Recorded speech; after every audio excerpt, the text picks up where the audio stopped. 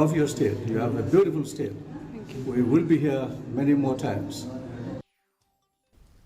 Ka jing IT ka basisha ban kin ma burom ya upurno e Sangma Pynlong ban but din ya ki denjat bat ki jing hikai ki jong u ban bu hakmat tam ya kari bat ya ki pat ba. Kini kilong ki kentin bala kren da Menteri Rangba ka jela o kongrat e Sangma hakapor ba ukentu ya ki pat ba ban but ya ki denjat ki jong ukpa jong u. Ubalong unong yalam bala slem tam bat pau nam nakathan chatay lamingi.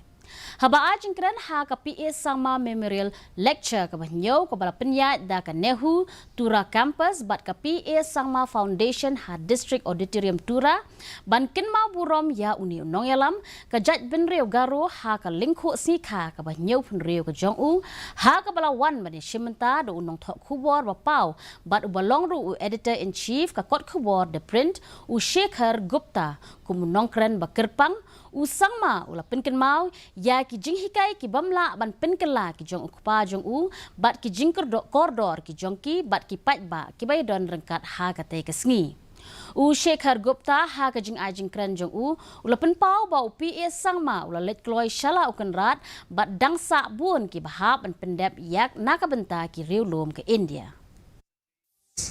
And all of us, we used to sit with him, with my mother, and he used to tell us many aspects about politics, and at that point in time, we never gave importance to it. It looked like another lecture that he was giving us. But then when we look back today, those lectures or those discussions became like a guide, a book, a manual on how to be in politics today. Purno Sangma, one, he left too early. He left too early. He'd be 76 now, which means really left early. He had a lot left to do.